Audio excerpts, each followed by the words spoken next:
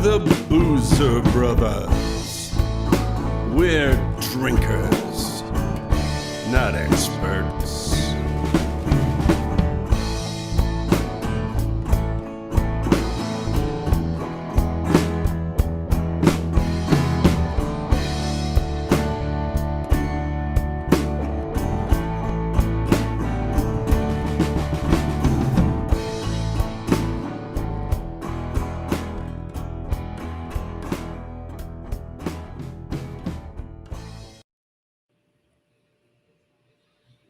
Here we are. Welcome.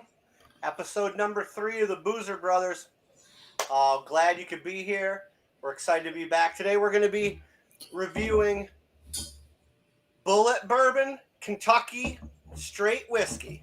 Yep, and we're going to do it just like we do every week. We're going to help you walk through this. We're going to crack a bottle open. We're going to go through it 5 different ways. We're going to try it neat, kind of cold 2 ways, one with ice and one with some cold stones. Then we're going to get a little break and come back with a little bit of fun, play with our bourbon segment we call Bourbon Alchemy, where we mix it up a bit. Mix it up. Get in the lab. That's right. But listen, don't have too high expectations, because the truth is, as we say, we're drinkers. Not experts. Exactly right. All right, so let's get into this, Mark. Like you said, we're doing the Bulleit Straight Kentucky Bourbon. 90 proof, a little bit of a high rye count in the mash compared to your typical, but not high enough to make it a rye. It's got, I love the bottle. It's got a pretty color to it as well. But let's just jump straight on in, I think, to our initial take, our pre-recorded takes on opening the bottle and just an off-the-cuff response to what we're thinking. You think that's a good way to go? Yeah, I'm ready. I'm excited. All right, let's do yours first. You ready for this? Ready to go. All right, here we go. Here we go. Bulleit Bourbon. Frontier Whiskey. I've seen a number of different bottles of this in the store. I've never tried it. Pretty affordable. Only cost me, I think, $29. So probably the cheapest whiskey we've done so far. Here we go. I like the bottle's got the raised letters.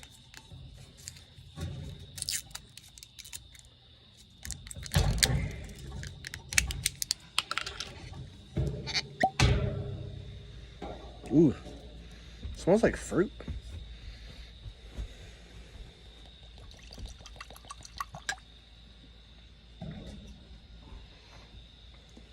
Ooh, my dog's here. Hi, Leo.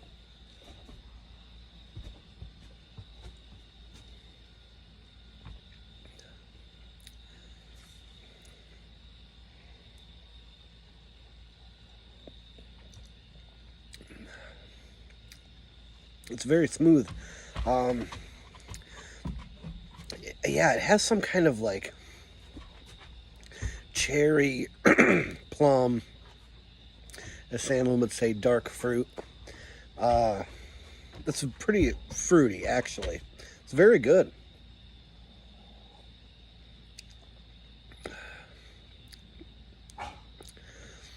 Not a lot of burn. Not a lot of char either. No, like, smoke or burnt anything.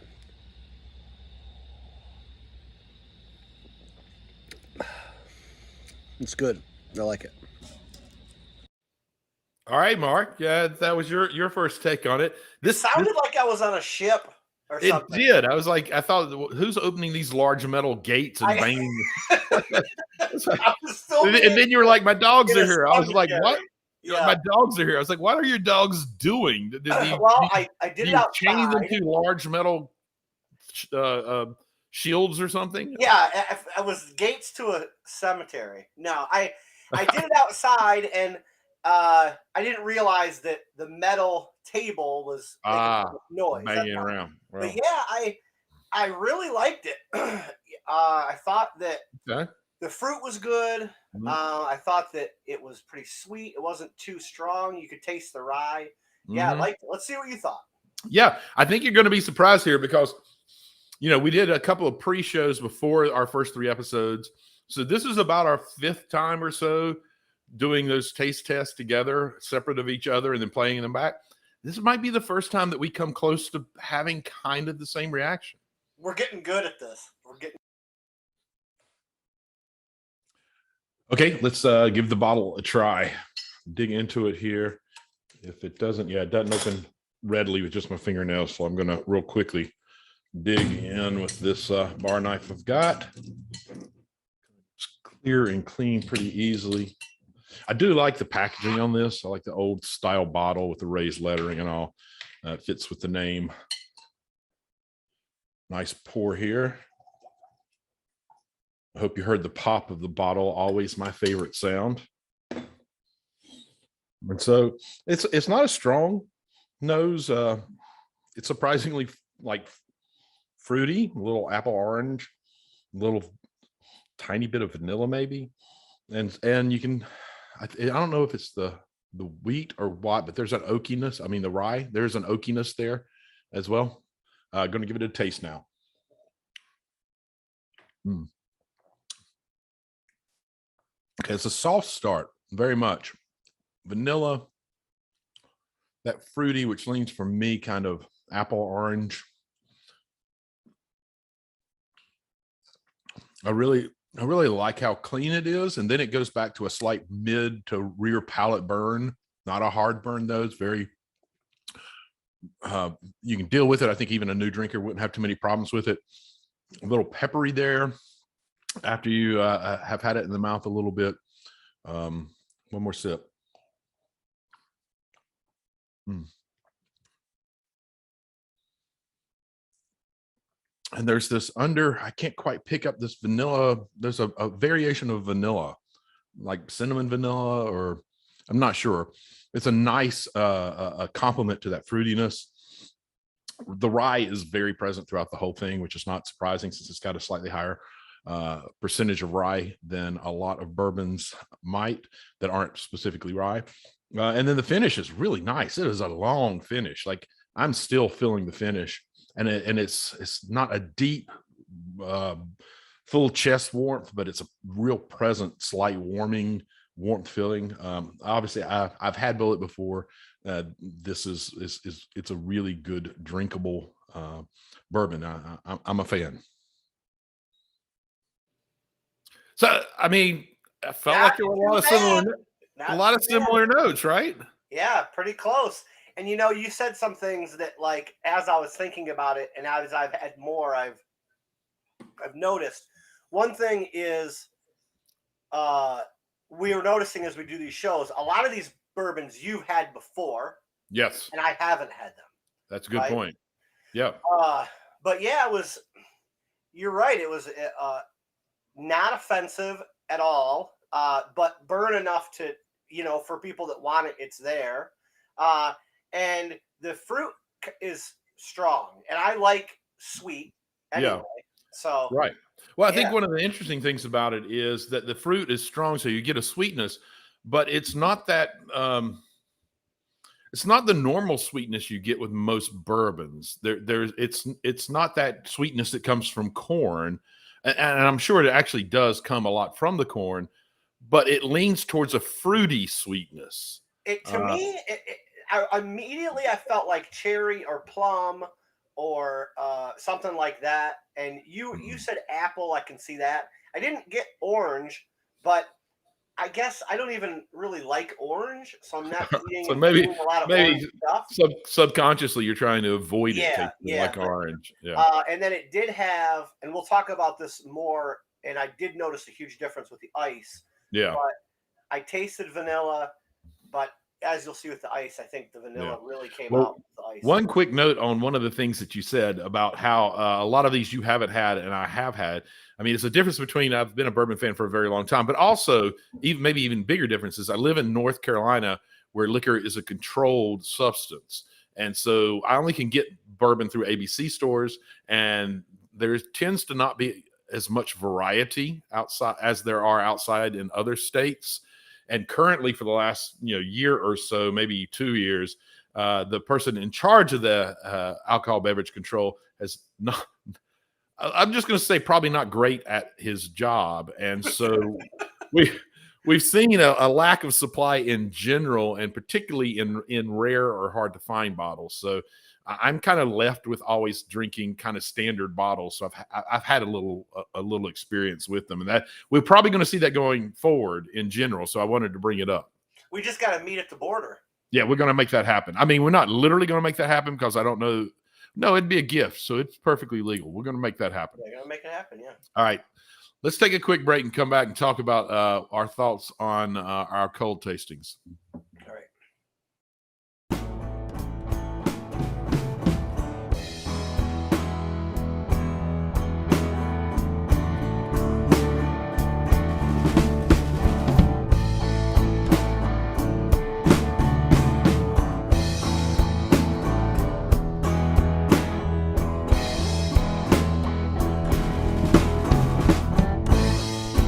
Just a taste.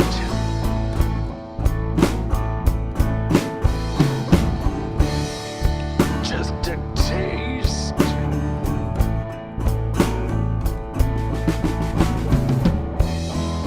Just a taste. Oh, yeah. Just a taste.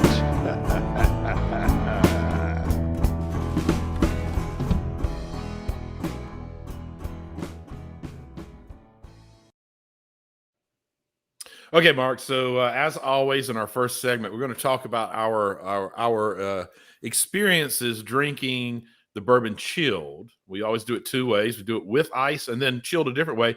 Currently, we're both using stones of some sort that are chilled and won't water it down. So it is a different experience each time. Yeah, when I use the whiskey stones, I did notice more vanilla. I did get the rye was enhanced for me. Mm-hmm. I was going to say, I'm just going with it. I'm just going no. I hear you. I'm curious though. I think it's more interesting almost to talk about, because we've had this experience, both of us, that on the rocks, and not the literal rocks, but on ice, we both have noticed that it just mutes a lot of things. And so I think it's more interesting if we both kind of talk a little bit about our experience of drinking it on ice, and then move into what the big differences were the other way. I just think it's informative that way. Okay, yeah. On ice, this is when I really got a lot of the creaminess and the vanilla. It turned almost into a dessert drink for me. The sweet was really high, and I liked it. I mean, that's how I have it right now. I have a ice cube in here. Okay. And I said, I didn't really, the vanilla wasn't as strong, neat. It became stronger, much stronger with the ice, I think. And that was the one big takeaway for me. Yeah, and I kind of had the same experience to a small degree. I think the difference was I didn't like what it did to it. For me, it removed, like, the nose became very, very difficult to find much. It had sort of this non-distinct fruitiness for me, whereas before I was picking up on certain things, cinnamon, vanilla, some oak, but it was all like I was like working hard to figure out what I was smelling. It just kind of killed it for me. I liked it both ways a lot. Did you? Okay. All right. For me, the only interesting note I had on ice was that I didn't like the beginning of the taste of it because it was just so bland and like stunted for sure. Yeah, but the mid taste of it, like I was getting, like after you kind of chew it for a moment, I picked up on some dark cherries, which you mentioned in your first tasting, which I think it makes it clear that's very present. But I still like the finish of it that way. It was actually almost a more relaxing finish than any other way that we tried it for me, because it still lingered, but it was all this nice subtle kind of vanilla, oaky, little fruitiness, and maybe even some mild spices in it. So I did like the finish of it, and I appreciated that for some reason it brought out the darker cherry flavor for me. It was, for lack of being, blasphemous to whiskey here, it was less whiskey-y. Yeah, know? that might be why And it wasn't the that's biggest. not always the case with ice. Sometimes you Right. get ice and it still tastes like whiskey, just Yeah. watered. This didn't. Right. It almost completely changed the It kind of taste. went to a different thing. I agree. And while I didn't necessarily put it in my notes that I was writing down when I was tasting it, your observation that it kind of goes creamy. It does. It's not a bold creaminess though. It's this very light background. It's a very smooth, drinkable, get you in trouble over the course of a night kind of thing because it's just so easy to drink. Gets you in. Yeah, it turned it into a wine cooler version where you could drink a lot of them without thinking about it. And just like that, you made me hate it on ice. Okay, well done. Bingo. Well done. All right, so what was your experience when you tried it on the chilled stones? This is gonna sound like a cop out, but it was kind of halfway between neat room temperature and water, except for it didn't really stunt the whiskey experience. I liked it a lot on whiskey stones too. I think in general, my favorite whiskey in that south of $35 a bottle has been Elijah Craig for a long time. Yeah. I like this better in that window. Yeah. We got a couple people in the chat here. Marcus from the All Dressed Up podcast is here. What's going on, Marcus? I'm glad you're here. And Taryn said, I think this is a throwback to when you were talking about the ABC stores. She said the only thing worse than that would be a dry county. Well, we've got some of those. We've got some of those counties in North Carolina, but I agree with Taryn. Exactly right on that. The only what do you think about the whiskey stones? I did like it better than on ice. There were the notes that changed significantly for me were that oddly on the stones, I thought it started off a little peaty. Like at first, I couldn't quite figure out what I was picking up on. Wild take. Yeah. I couldn't figure it out. It was just this weird background, and I was trying to figure out what that particular taste was, and it hit me that it was kind of like this really mild peatiness. For me, it also highlighted the dark fruits, the cherries, and also kind of the spices went a little darker for me this way. And then the only difference on the finish for me, it still lingered. It still had a lot of the great vanilla, oaky, spice, fruity, but I got this a bit of a tobacco oak at the very end of it. It went a little earthy, and I think that was probably the back end pairing to the front end peatiness that I was picking up on. It's so much different than the Maker's Mark and how leathery and woody that was. That was almost the other end of the spectrum. Yeah, but it's also interesting. The oak in all of my tastings, that oak was there all the time, and I think it's between the oak. It's the oak barrel and the rye that's in there that's pulling that out. But to your point, it's a kind of a light tasting of that oak. It's very light. It's very background, unlike the forward oakiness and woodiness that you were just talking about. Right.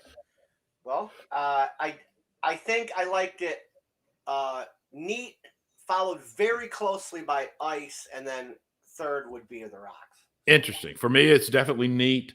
And then it takes a pretty large step down on the rocks. I mean, on the stones, and then a massively big step down on ice. But part of that's because I love bourbon so much, and I want my bourbon to taste like bourbon. You're very much a traditionalist. That's why we're such a good pair. I'm using water out of the bathroom, and I'm stirring it. I got my ice in a plastic cup over here, and you are. And my where I do my videos is different every time. You're right down the pipe. It's perfect. Well, like you said, it makes us for a good pair. It also makes us some great tasting notes. So, all right. So we're getting ready to have a lot of fun playing with our bourbon in Bourbon Alchemy. Let's take a quick little drop here, and we'll come back ready to mix it up a bit. Do it.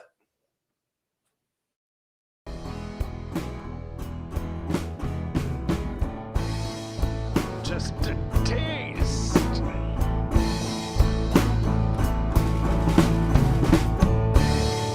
Just a taste.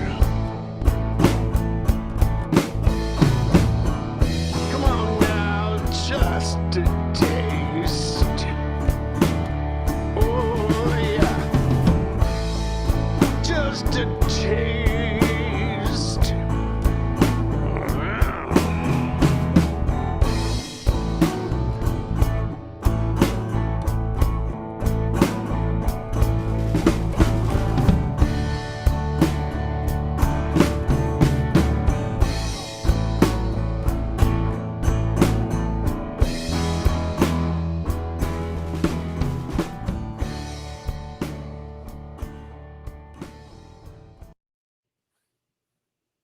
Boom.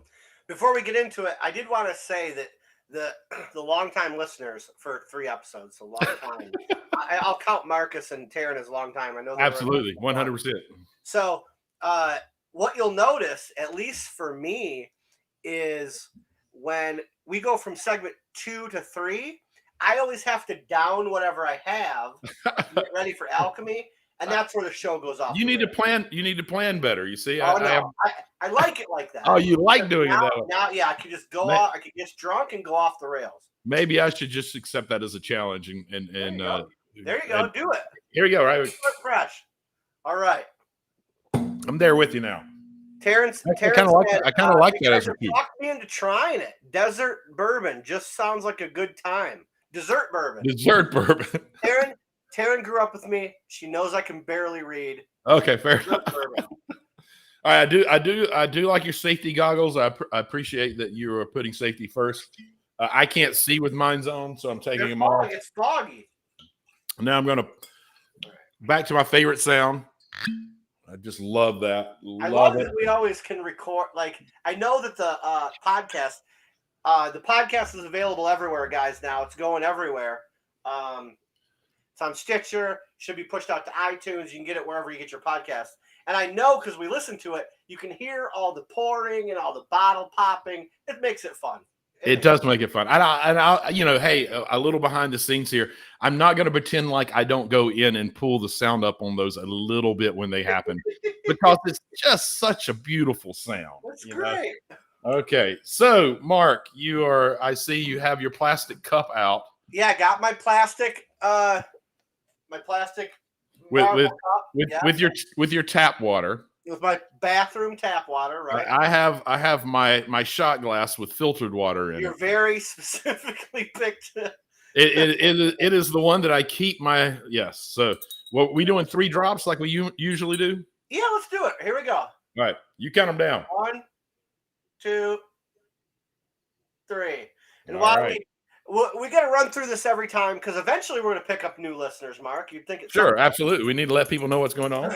So if you go and look up water and whiskey on the internet, you'll find you can't read it all. There's so much. No, and it's all about the science of how much water to each whiskey, what temperature it is, if it's filtered or mineral or from the bathroom tap, and how much you do.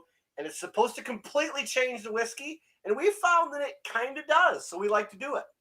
Yeah, it really does, and we say this most of the time. I think we're both pretty big skeptics about it. Yeah, I thought it sounded absolutely ridiculous, even from a scientific standpoint. I was like, 3 drops of water.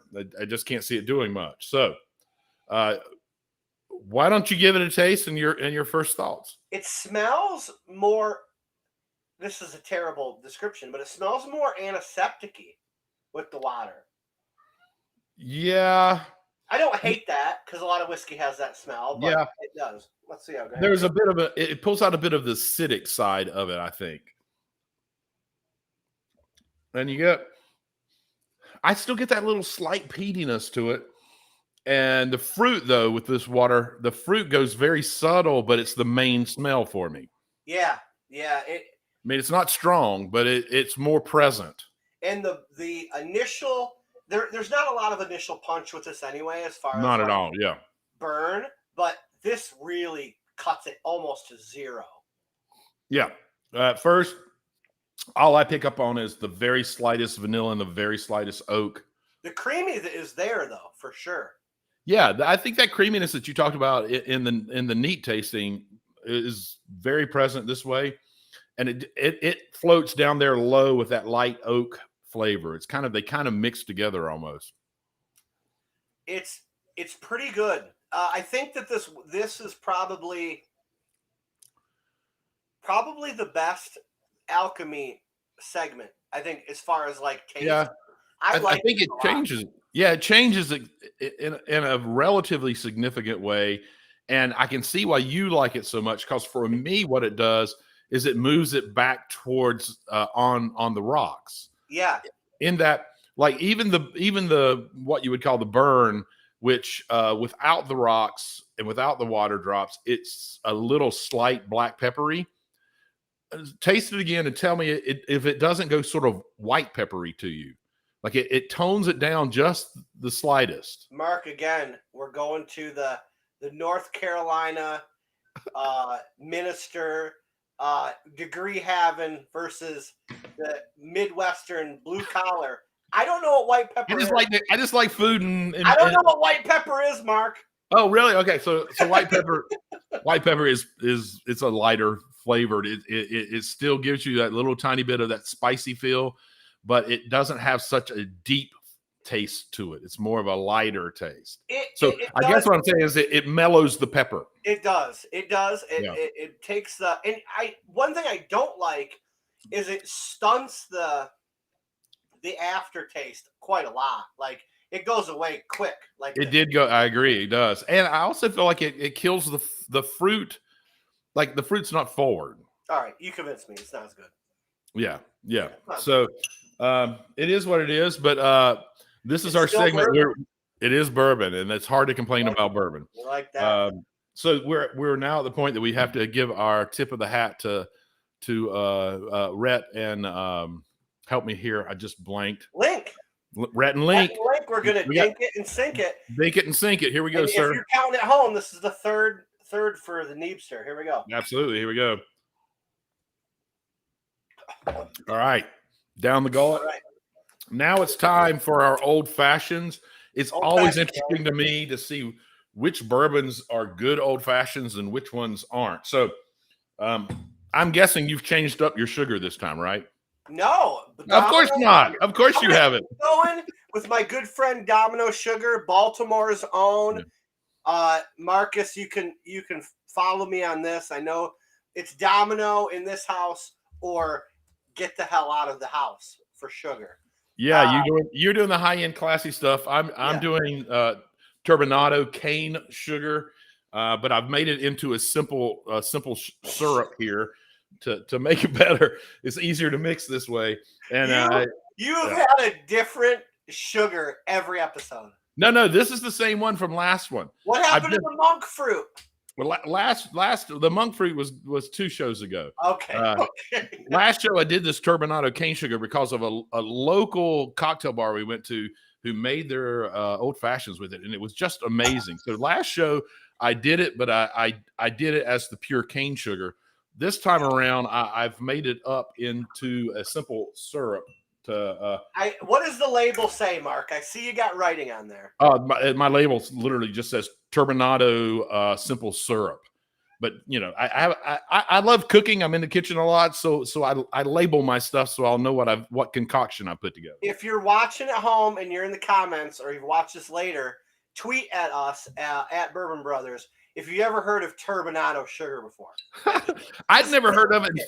I'd never heard of it until these cocktail experts introduced me to it. And now I love this stuff. All right, so you've got.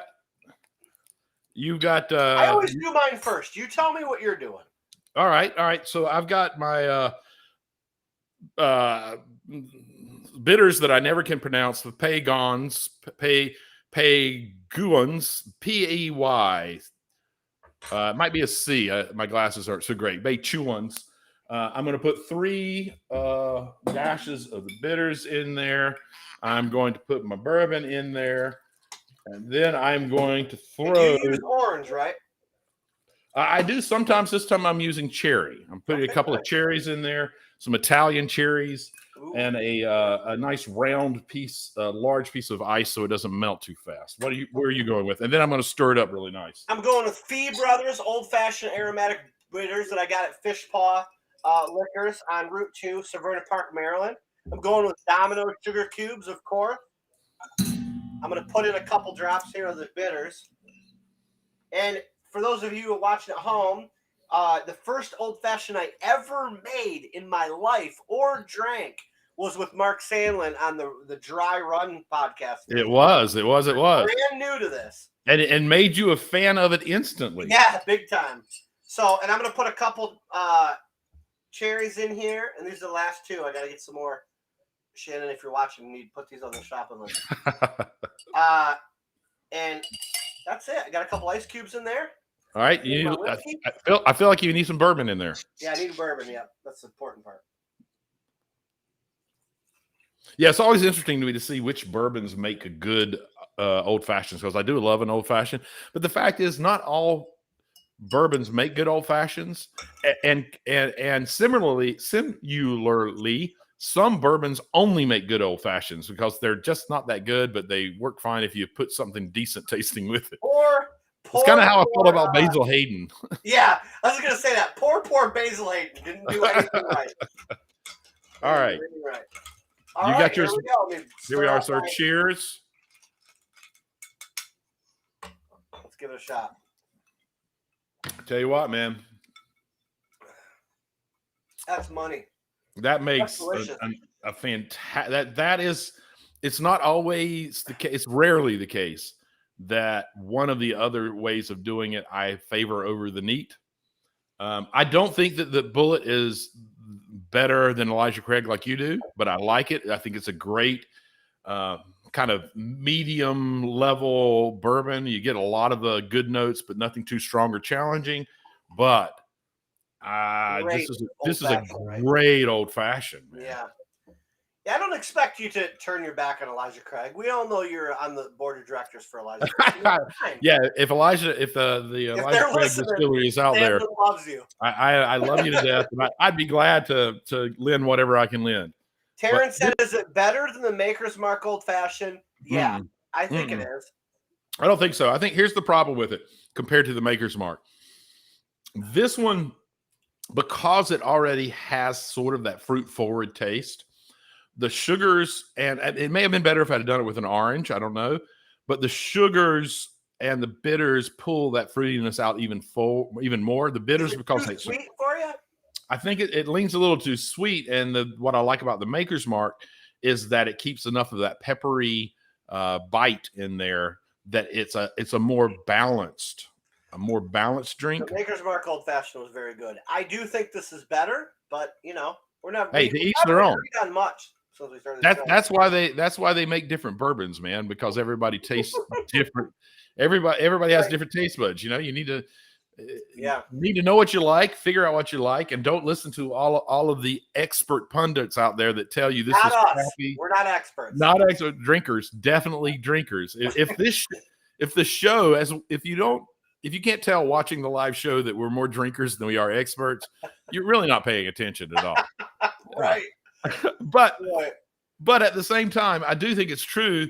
Too many of the experts really believe that their taste buds are the correct taste buds, and even back there was a period in my life where I sold wine, and there were all the snobs that told you that there were only good wines and bad wines, and I told people, a good wine is the wine you like. And I feel the same way about bourbon. Now, don't listen to the experts who try to tell you what's good and what's bad. Taste a lot of them yourself, experience different types, experience it different ways, the way we try to do every show, and learn what you like and go with it, no matter what the experts say. Absolutely, man. We want to try to taste the good ones and the bad ones and let you know what we think. Absolutely. And I think the strength of the show is that we come from kind of different perspectives on what's good and bad, but we both can respect each other's opinion in a way that we don't have to shout each other down or it's fun to pick on each other a little bit about how fancy I might be or how bathroom tap water you are. Right. It's fun to make fun of it, but the fact is we both respect each other. We both know that we're getting great reviews from each other and challenging our own perspectives in a way that might make us more aware of what we really like going forward. That's a good old fashioned. Yeah, it's fantastic. All right, sir. I have appreciated this time with you. I've appreciated those who tuned in. Thank you for everybody joining the show. Absolutely. Be sure to tune in next month. We'll be letting you know within the next few weeks what bottle we'll be drinking.